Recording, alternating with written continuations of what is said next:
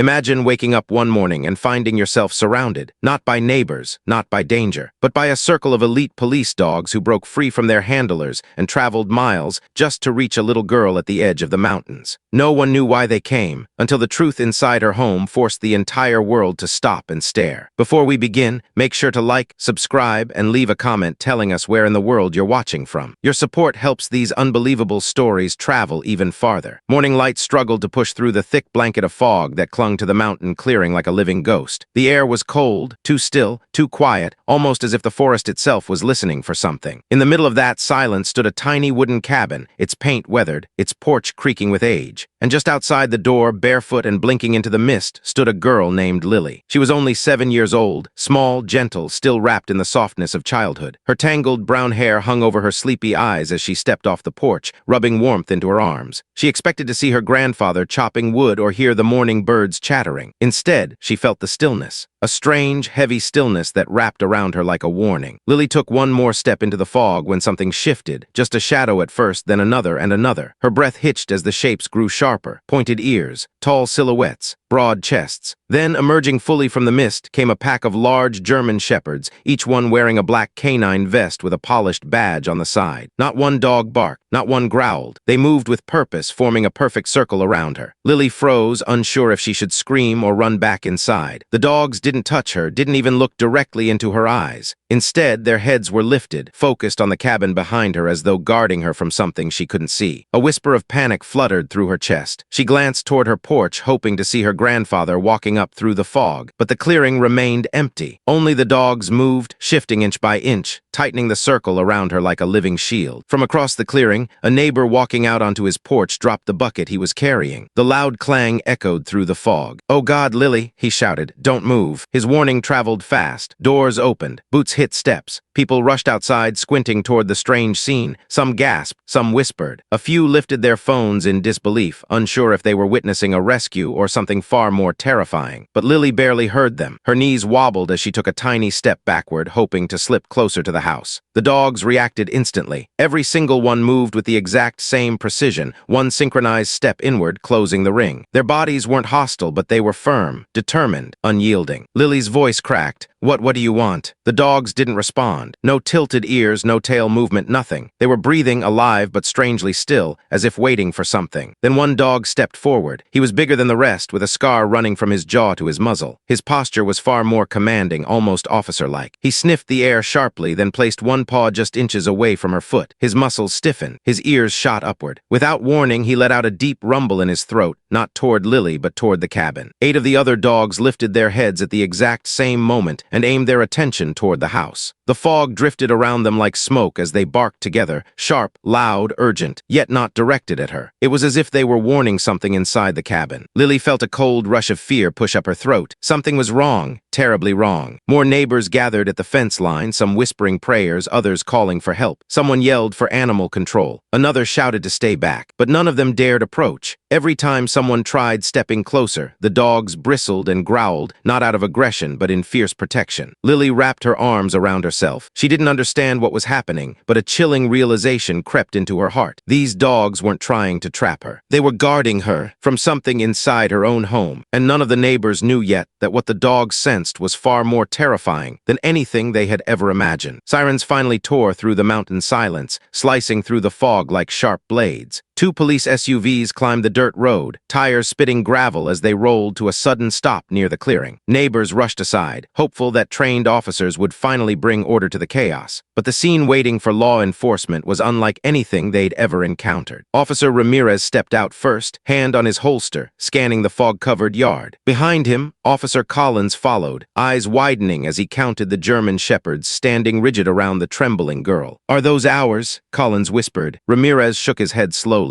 "No chance. All our canine units are accounted for." Yet these dogs wore official vests, official badges, official gear, and still, they refused to acknowledge the officer's presence at all. They stayed locked in their unmoving formation around Lily as if she was the center of a silent battlefield. Lily's grandfather, George, broke through the crowd, voice hoarse with panic. "Officers, please, my granddaughter. Those dogs won't let me near her." Ramirez raised a steadying hand. "Sir, stand back. Let us approach." But when he stepped toward the circle, 4 of the shepherds shifted instantly, blocking his path with precision so sharp it made his breath catch. Their bodies weren't trembling. Their paws dug into the ground. Their eyes remained focused on him, not with fear but with warning. Collins swallowed hard. They're not following normal canine commands. Ramirez tried again, voice louder. Canine units, stand down. The clearing held its breath. Not a single dog moved. Instead, the scarred leader, the one who reacted first, lowered his head and growled at Ramirez. It wasn't hostile, but it carried a meaning so heavy it stopped the officer mid-step. It was the kind of growl you'd hear before a dog launched into action to protect someone they were sworn to defend. Why are they guarding her like this? A neighbor whispered. Another murmured, dogs don't act like this unless they sense danger. And that truth hit the crowd like a frostbite chill. They weren't protecting Lily from strangers. They were protecting Lily from something in the house. Collins turned, slowly approaching the porch instead. But before he reached the first step, 12 of the shepherds snapped their heads toward him at the same moment. Their muscles stiffened. Their tails froze. Their eyes locked onto him with an intensity that sent a cold jolt through his spine. He stopped instantly. Ramirez, Collins whispered. Whatever they're reacting to, it's inside that cabin. The fog trembled as if agreeing. Then creak. A single wooden board inside the house shifted. Not loud, not forceful, but slow, deliberate, heavy. Every dog turned toward the sound with military precision. Their hackles rose. Their heads lowered. Low growls rumbled in their chests like rolling thunder. The neighbors nearest the cabin stumbled backward, gripping one another as the silence tightened around them. Lily trembled, eyes wide, voice barely audible. I told Grandpa, there's something in the walls. Ramirez and Collins exchanged startled glances. George turned pale. Sweetheart, you said it was just the house settling. But Lily shook her head with certainty. I heard breathing almost every night. Ramirez crouched beside her, keeping a respectful distance from the dogs. Breathing? Can you tell me where? Lily pointed to the cabin, her small finger trembling. Behind the walls. It moves around like it listens to me. The scarred leader barked sharply, once loud, commanding. At that sound, the other dogs spread into a loose formation facing the house, still keeping Lily protected behind them. Their bodies tightened like they were preparing for something to step out of the shadows. And then it happened. A knock. 3 slow, heavy taps echoed from the wooden boards inside the cabin. Tap, tap, tap. The same pattern Lily had heard night after night. She gasped and clung to her grandfather. That's him, she whispered. That's the sound he makes. The dogs erupted. 14 voices barked in explosive unison, their paws scraping the earth as they surged toward the porch. They didn't try to break formation around Lily until the very last second, but when they did, it was as if a switch had been flipped. They sprinted forward like a unified force of nature. Whoa, back, everyone back, Ramirez shouted, pulling neighbors aside as the dogs stormed the porch steps. The scarred leader reached the door first and slammed into it with so much force the hinges rattled. Another shepherd clawed at the lower boards. Others shoved their noses into the gaps, sniffing wildly as their growls deepened into something primal. Inside, something moved. A dragging sound, slow, rough, a shuffle along the inner walls. The dogs went berserk, barking with a panic-laced urgency so fierce it shook the porch. Collins aimed his weapon at the door. Ramirez grabbed the handle. On my count, he said. 1, 2. Before he could reach 3, the door creaked open by itself. A breath of cold, metallic-scented air rolled out, and the dogs stepped forward as one, not to attack, but to confront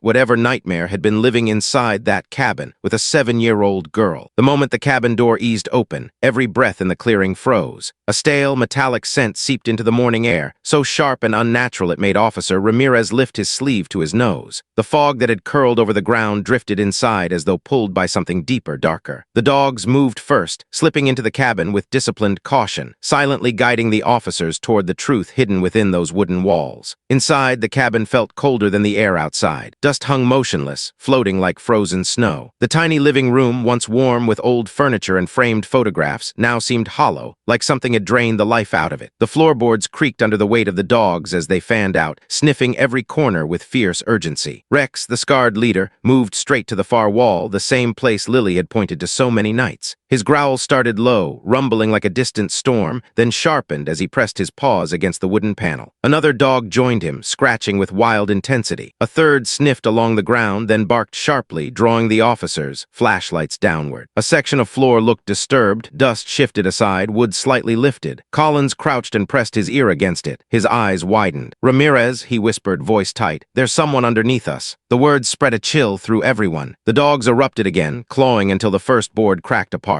Light from the flashlights spilled into a gap, revealing a steep, narrow staircase carved into the dirt below. It looked crude, hurried, like someone had dug it with desperate hands. Fresh fingerprints streaked the sides. Footprints sank deeply into the soft earth. Lily watched from the doorway, clinging to her grandfather's sleeve, fear swirling in her wide eyes. "That's where he hides," she whispered. "Where he listens." Ramirez nodded to Collins. "We're going down." 7 dogs descended with them, one step at a time, breathing heavy but controlled. The basement was cramped, more like a burrow than a room. Torn blankets, rusted cans, and old lanterns cluttered the ground. But the real shock was on the back wall, a small panel covered in wires, batteries, and screens. Collins lifted his flashlight higher. The faint glow of a monitor flickered on, showing a live feed of Lily's bedroom. The officers stared in horrified silence. Someone had been watching her, listening to her, recording her. Then Rex barked toward the far corner where the flashlight beam caught another smear, dark, smeared across the dirt. A handprint, still fresh. "He's close," Ramirez whispered. As if responding, a scrape echoed above them, something dragging inside the cabin walls. The dogs froze, ears lifting sharply, noses quivering. Then they turned as one and bolted up the stairs. Ramirez and Collins chased after them. By the time they burst back into the living room, the dogs had already surrounded a section of the wall. The boards trembled. Something moved behind them, fast, panicked, scratching. And then came a voice, a low whisper drifting through the wall's hollow cavity. "Don't take her away." Lily whimpered and buried her face against her grandfather's coat. The whisper changed, rising with a sickening edge. "She belongs with me." Rex lunged, slamming his paws into the wall with such force the entire frame shuddered. Ramirez raised his weapon. "Collins, break it." One hit was all it took. The panel splintered, collapsing inward to reveal a narrow cavity and the man crouched inside it. Pale, filthy, hollow-eyed, his clothes hung in tatters, his hair draped over his face like dead vines. He looked less like a man and more like a creature that had forgotten sunlight. When the light hit him fully, he snarled and shielded his face. "You don't understand," he hissed. "She's meant to finish what he started." Rex lunged, barely held back by Ramirez's hand on his vest. Officers dragged the intruder out, but his eyes never left Lily, not for a second. His twisted smile deepened. "She looks just like him," he whispered. "Just like the man who ruined me." Lily froze, breath catching. "My dad." The man laughed, a broken, eerie sound. "Your father took everything. His dogs turned on me, so I waited, I listened. You were always going to be mine." Rex erupted, teeth bared, barking so violently the air shook. 3 other dogs surged forward, slamming the intruder to the ground before he could move an inch closer to Lily. Officers pinned him, cuffed him, and dragged him toward the squad car. Even then, he twisted to stare back at her. "He promised they'd deprotect you," he spat. "But I would have taken you before they came back." The clearing erupted in a storm of growls so fierce every neighbor took a step back. The dogs closed ranks around Lily again, forming the same protective wall that had saved her that morning. Only when the intruder was locked inside the cruiser and driven down the mountain road did the dogs finally ease. One by one, they turned toward Lily. Rex approached last, lowering his head until his forehead touched her hand. Tears blurred her vision. "You came back for me," she whispered. The dogs sank into a bow before her, 14 loyal warriors honoring the last piece of their fallen handler's family. In that golden, quiet moment, as sunlight broke through the fog, one truth became undeniable. They hadn't just protected her, they had chosen her forever.